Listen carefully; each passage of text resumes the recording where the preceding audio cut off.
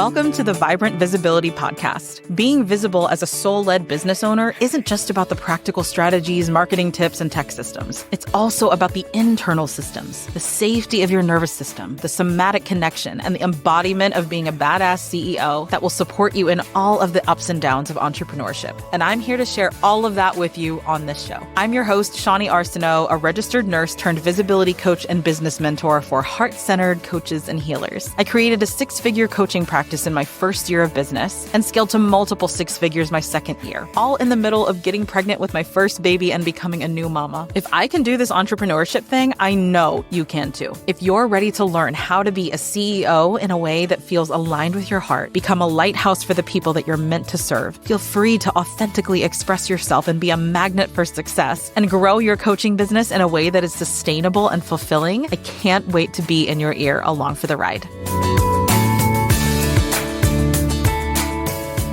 Welcome back to the pod, my friends. How are you today? When this episode is going out, it is the release date of Onyx Storm, which is the third book in the Empyrean series. If any of you have read Fourth Wing and Iron Flame by Rebecca Yarros, this is the series that I'm talking about. I have been deep into the depths of fantasy, romantasy book reading lately. I used to be a huge reader whenever I was in high school around this genre, and it has made a comeback. And I there's like this movement of millennial women that are going through this wave of fantasy romance novels, and I'm deep in it, man. Like I have been like in this obsessive hole. With this series is what kicked it off for me. I read this series and all the ACOTAR books, and today, not when I'm recording this, but whenever this episode is dropping, today is the release date of that third book, and I will likely be off of social media, off of everywhere online, because I'll be reading and binging this book. So I'm really excited about today for that reason.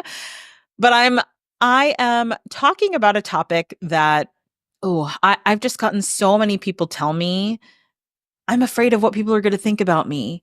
If I talk about my coaching business or if I share about X, Y, and Z. And if you have ever felt, if you've ever stopped yourself from posting on social media or speaking up about something or sharing your truth because you thought, what will people think? This episode is for you, okay? I get how sensitive this topic is. I can sense that this is something that so many of you struggle with, and it's a really tender subject because we don't want to admit that we care what people think about us, and then we also don't want to give a fuck, you know? And just imagine how free you would feel if you just didn't care. You just didn't give a shit what people thought, and that's what we're diving into today. I know it's easier said than done. I totally acknowledge that. I definitely used to be someone that cared a lot about what people thought. And it has a lot to do with how I grew up and, you know, just my personality. Like we'll dive into that. We'll dive into the root of why this matters so much and why we care so much about others' opinions. But I did start to realize, especially after I started doing somatic work and really leaning into my own individual, unique identity as a coach, I started to realize how much the weight of what others thought of me kept me invisible, kept me from actually being like super vibrant and put myself out there more and being like my own weird, unique self, letting my individuality, my authenticity be the magnetic thing. The fear of judgment is the number one thing.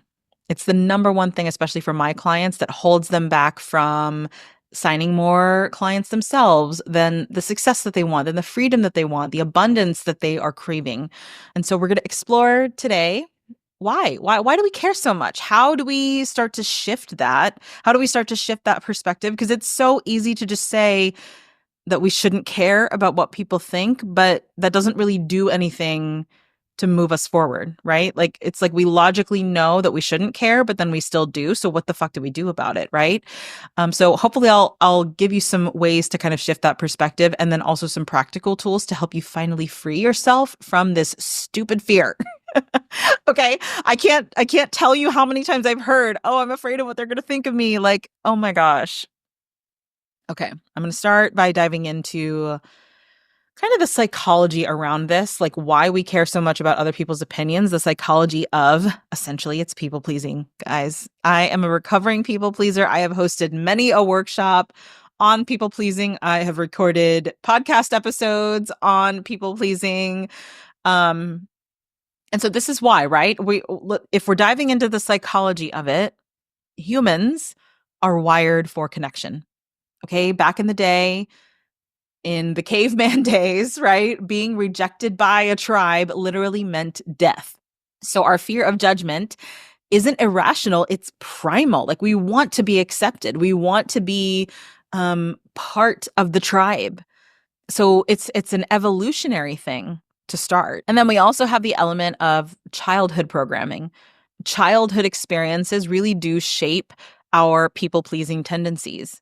So if you grew up hearing things like don't rock the boat or what will the neighbors think, or if you were told to be quiet, to not be too loud, to not be too rambunctious, if you think about whether or not your worth got tied to achievements, right? Praise or approval from authority figures. If you got straight A's and you came home and your parents praised you all the time for getting straight A's, talking about how smart you were, rather than your effort to study, like very, very small nuanced things that probably weren't super intentional, but we internalized it. That can translate into your ability to be seen in a really authentic way because you care so much about what others think about you. And for the population of nurses out there who listen to me, because I know a lot of you who listen to this are also nurses, entrepreneurs, there's another layer of this added on because of the professionalism of it.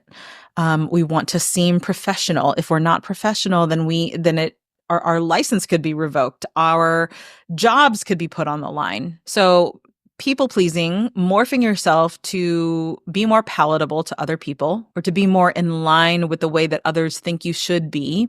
There's an evolutionary motive to doing that. And then there's also that like childhood programming from early childhood. And you guys might not realize this, but it does carry so much weight into how visible you are for your business and how willing you are to be visible in a real, raw, vulnerable way. Now, because there's this evolutionary and childhood root of that, your body also stores those memories, right? That fear of judgment can be linked to sensations that you feel in your body, likely triggered from some previous experience. You might not even remember. So like the tight chest, the lump in your throat, the butterflies in your stomach, your body remembers rejection.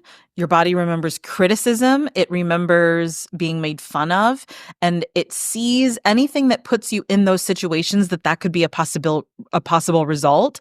It sees those as a threat. So even if logically you know that posting on Instagram won't kill you, your heart rate starts to increase whenever you go to film a video for it or go to press the live button. Your body really does start to give you those signals of hey, this isn't safe. I don't know if we're safe doing this, So I want you to think about, let's do a little reflective exercise here. I want you to think about the last time that you hesitated to post on social media or show up, maybe even go to a networking event, right? You hesitated because of fear. Yeah, right. Because of fear of being rejected, fear of what people were going to think about you, fear of what people might say, fear that people might misunderstand you. So think about the last time you felt something like that. And I want you to identify where you feel that in your body. Okay, the last time that I remember, it was a networking event. It was a networking event, and I sat in my car before this networking event. I remember so vividly exactly where I was. I was parked on the side of the road. It was at this woman's house. She had a really beautiful house. And I was on the side of the road, parked a little bit farther away because I wanted an out just in case I chickened out. I didn't want anybody to see me. So I parked a little bit farther away. I was sitting in my car, hands on the steering wheel. And I could just remember how hard it was for me to breathe.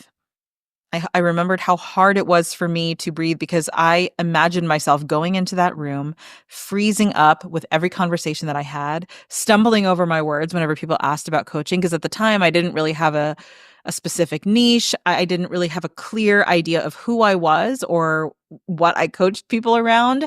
So it was very nerve-wracking for me to go into this networking event feeling confident about what I did and sharing about my coaching business. And I remember, like I said, I had a hard time breathing.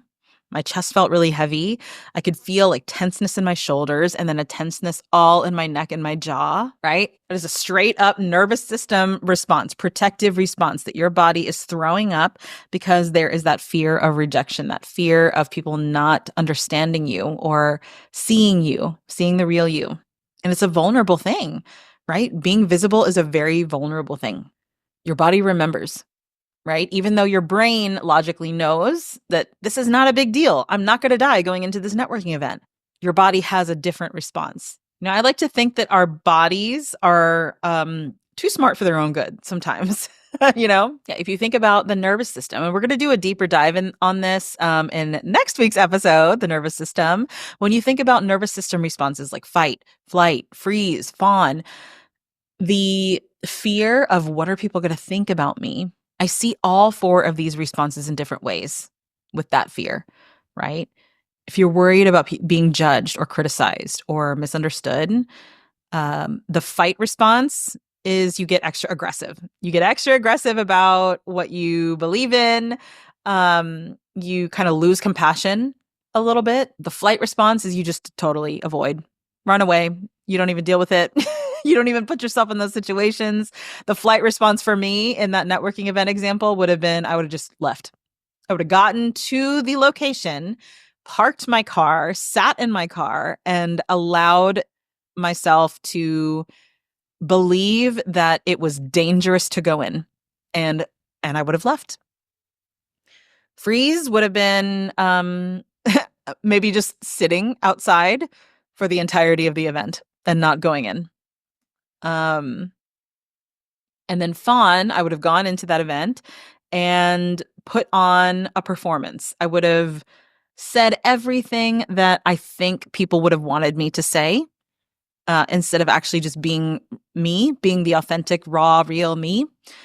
So those four responses, you can see how each of those play out whenever you are worried about what people are going to think about you. You can respond in each of those four ways. So I'd love to know, if you're listening to this, which one of those you gravitate towards the most. And this is just for awareness, right? We're not judging. We're not making it wrong for reacting this way. These are automatic responses that we have no control over, but it is nice to be able to be aware of them. So yeah, that's why we care. That's why we care so much about other people's opinions, is because psychologically there's an evolutionary and childhood experience rooted origin to this instinct. And then because of that, our body just remembers. Our body remembers that pain, that discomfort that we experienced whenever we were really young.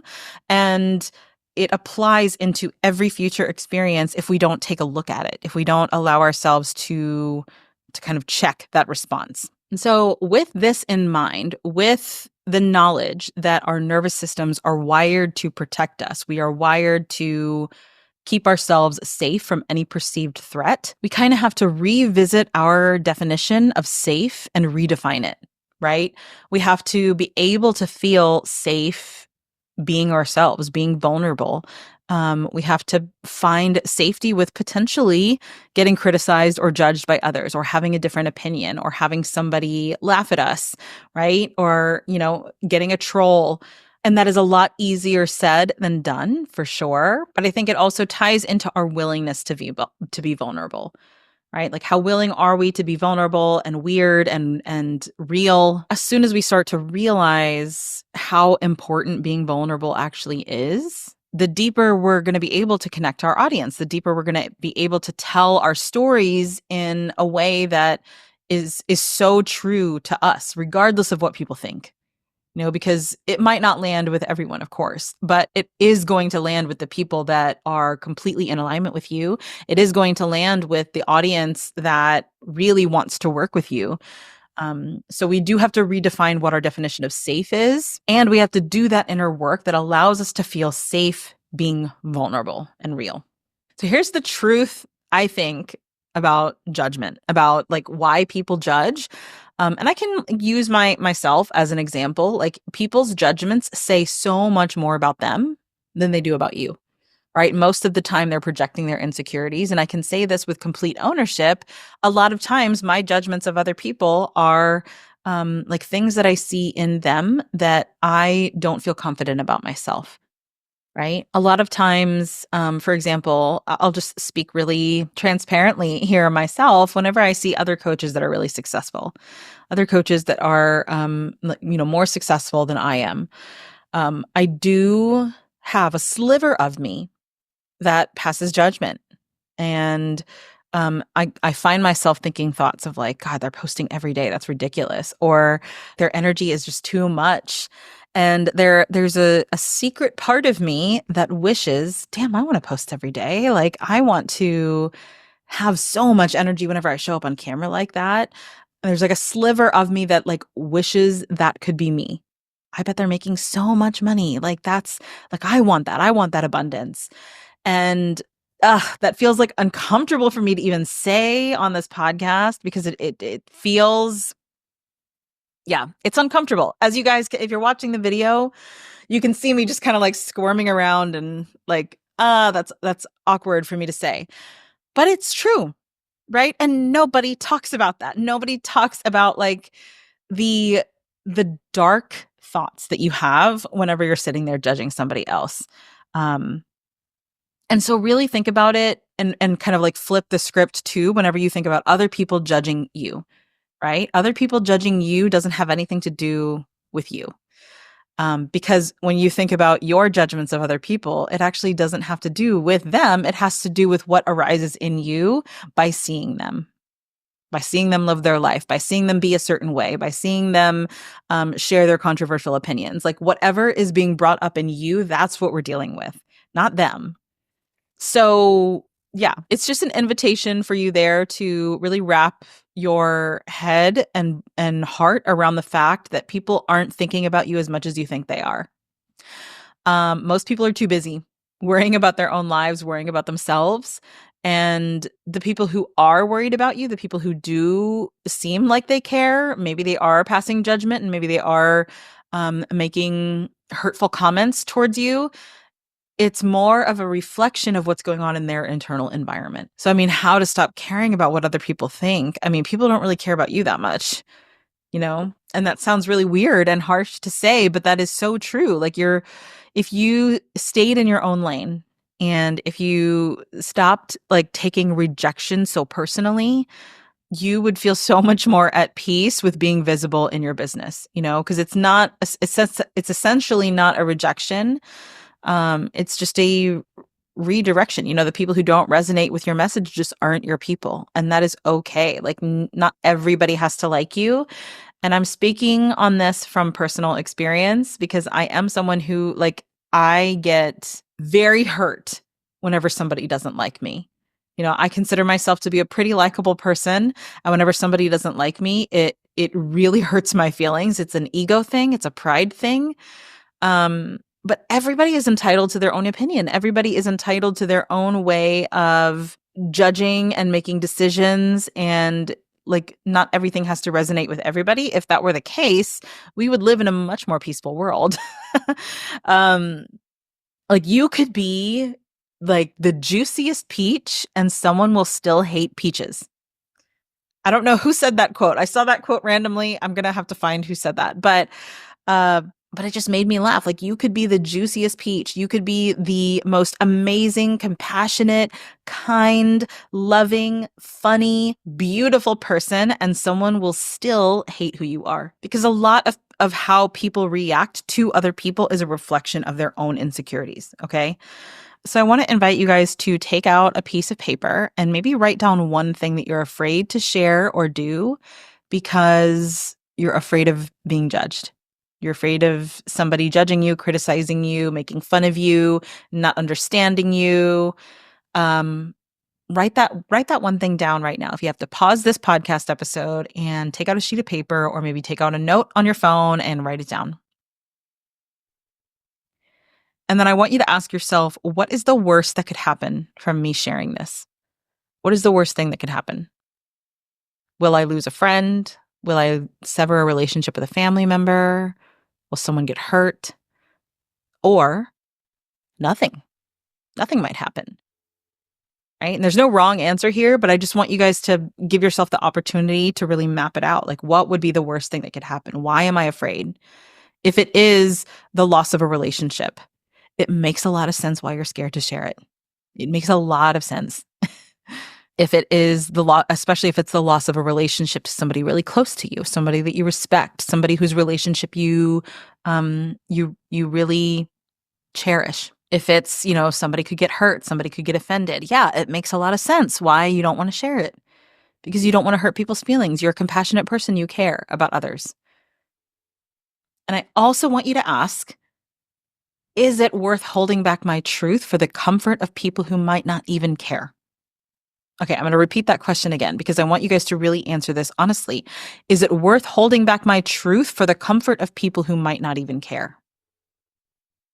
Let's take a really controversial opinion, for example.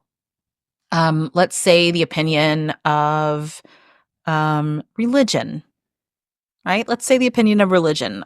People have very differing opinions about religion. It's a very controversial topic to talk about your religious beliefs. Let's say that you are an atheist and you grew up surrounded by very Christian Catholic people. Is it worth holding back your truth about your lack of belief in God for the comfort of people who it doesn't even affect, who don't even really care? And if they do care, it's not really a reflection on you. It's a reflection of how uncomfortable it makes them that you don't believe in God, right? Same thing for if you are a Christian, a devout Catholic, a Mormon, right? Whatever your religious belief is, and you are surrounded by a group of people who maybe don't believe in God or are agnostic or atheist.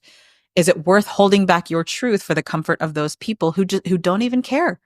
And if they do, it's more of a reflection of how uncomfortable your faith makes them, right? So really ask yourself that question. Is it worth holding back my truth for the comfort of people who might not even care?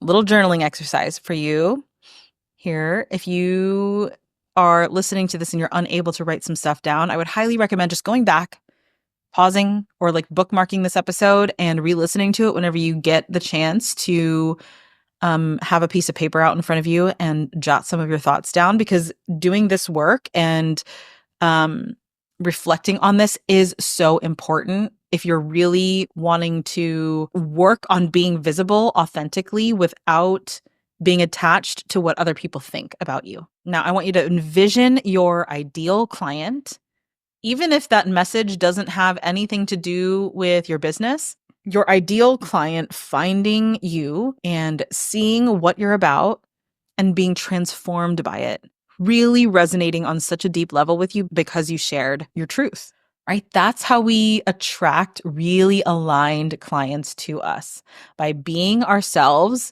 and releasing ourselves from the outcome of what people are going to think about us. All of my mentors that I respect and I've learned so much from and I hold dearly in my heart, they all have different beliefs than I do. But one of the things that attracts me to all of them is that they are so convicted in their beliefs and they are not afraid to share it. And yet they still do it with such kindness and grace. And they are so accepting of everybody who believes something different than them. And that is exactly the kind of mentor that I want to be. I have pretty specific beliefs that are very different from a lot of my community, but I also want to exude that kindness and that inclusivity, right? And so I want you to think about like what actually really matters whenever you're visible. What matters isn't the people who find it and don't resonate with it. What matters is the people who find it and do.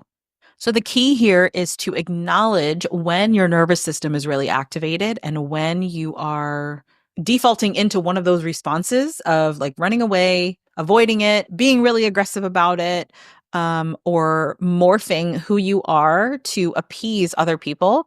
And take some time to learn how your nervous system naturally responds to those kinds of triggers and find a process that works for you to support and regulate your nervous system to feel safe. So I cover this a lot in Vibrant Visibility, my group program, but grounding, right? Like pressing your feet into the ground, taking some deep breaths, doing breath work, movement, dancing is like one of my favorite ways, like putting on a song and dancing around in my room, going for a walk, a simple writing exercise of like just writing all of the sensations that you feel in your body. Like there's so many different things. So find a practice that really works for you. Find a practice that allows you to self-regulate and reconnect with the purpose of why you're here, of why you need to be visible, why it's important for you to be visible. So here are some tools to help you just stop giving a fuck, right? um, so obviously we're going to dive a little bit deeper into some of the concepts that I talk about in my group program. A lot of this is like very deeply rooted in somatic work. But the first thing I want you to do is practice safe vulnerability. Right. Whenever I talked earlier about like we have to redefine our definition of safe, we have to really readjust our perception of like what is safe and what isn't. So the way that I like to do this, the way that I like to practice safe vulnerability, safe sharing in a vulnerable way, is the concept of titration. So titration just means starting with really like low stakes stuff, taking small little steps towards the level of visibility that you ultimately want to achieve. So if you start by sharing, let's say sharing about your coaching business in general is just really triggering for you. Start by recording a voice memo or writing down what you want to say about your coaching business without sharing with anyone, giving yourself the permission to not have the pressure of sharing to anybody, doing it in the confines of your own heart, your own mind, your own journal, in a safe way. And then maybe sharing with some people who feel safe, right? Like a coach, a partner, a really good friend, a colleague that you really trust. So start sharing in a safe way to people who feel safe to you. And then you can start doing like more pre-recorded stuff or pre-written stuff before doing things like going live or like really leveraging like super, super visibility, like doing a workshop or something, you know? So practice that concept of like titration and allow your nervous system to feel safe being visible in ways that aren't super overwhelming for your nervous system. So that's one tip that I wanted to offer there is to titrate. The next thing I want you to do is really reconnect with your why. Have your why super nailed down and have it feel so potent for you, right? If you think about, okay, who am I here to help and what do they need to hear from me today? What do they need from me? And is it worth hiding? Like, what will happen if I hide? What will happen if I don't share my message and they don't get to see it? Will I be able to live with that? Will I be okay with that? You know, reconnect to your why. Because if you have a really strong why, like for example, my why is to help as many coaches and healers as possible feel safe to be seen so that they can share their gifts with the world, so they can help heal as many people as possible. So it doesn't make sense. Like whenever I go and I start to go into that, like I'm afraid of being seen because I'm afraid what people are going to think of me. That why immediately pulls me out of it. That why allows me to show up even whenever I don't feel like it or even if I don't want to, because it's important. It's important for the mission that I know I'm here to live out. So if you have a strong why, I highly recommend writing it down somewhere and putting it somewhere where you can see it and repeating it to yourself over and over again, making that part of your routine. And then the last tip I have for you is if you are getting really caught up in, I'm worried about what people will think about me. I'm worried about what people will think about me. Another little journaling prompt for you here, if you want to take out a piece of paper and write down, like, what am I afraid people will say about me? Like if I share this, what is the judgment that I'm afraid people are going to pass on me? And then, is it true? Is it true? If I'm afraid, if I post about my coaching business, that people are going to think that I am a shark, that I'm salesy, that I am manipulative, that I am selling and it's gross. Like, if that's what I'm afraid people are going to say about me, is this actually true? Am I manipulating people? Am I selling really hard and making people feel weird? Like, is it true? Do I need their approval? Right? Because a lot of times the things that you're afraid people are going to say about you isn't actually true. So why would it matter even if people do say it? And the last little invitation that I have for you is if you saw yourself 10 years from now, that future version of you that is super successful, that is running a successful business, that is so genuine and compassionate and infuses their heart into everything that they do. If he or she were sitting in front of you, giving you advice for how to navigate what other people think about you, what would they tell you? It's just a fun little visual to be able to like call on your future self and ask for advice. I think whenever I stopped really giving a shit what people thought about me, a lot of stuff in my business really started to change. The way that I showed up in my business, the way that I started marketing, the way that I wrote all of my emails, the way that I wrote all of my posts. And people noticed, I would get comments from a lot of people as soon as I started making that shift. And that's really whenever I started to do somatic work and become a little bit more embodied in who I am and finding the truth of who I am. People really noticed. And I started to get comments like, yeah, you're wearing confidence really well. And I was able to receive that because I felt confident. I feel confident in who I am. So I really encourage you to take a look at where those fears come from. If you're afraid of what people are going to think about you, where are those fears coming from?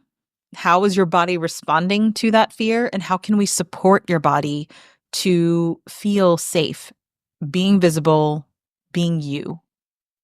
And maybe think about one action that you can take today.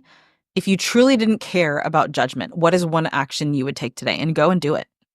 Right? Maybe journal about it for a little bit, write it down, brainstorm a little bit, but whatever feels like it's coming up for you, what would that freedom feel like to just do that one action? If you didn't care about judgment, do that one action.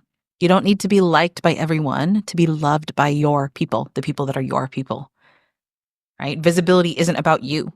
It's about the impact that you can create.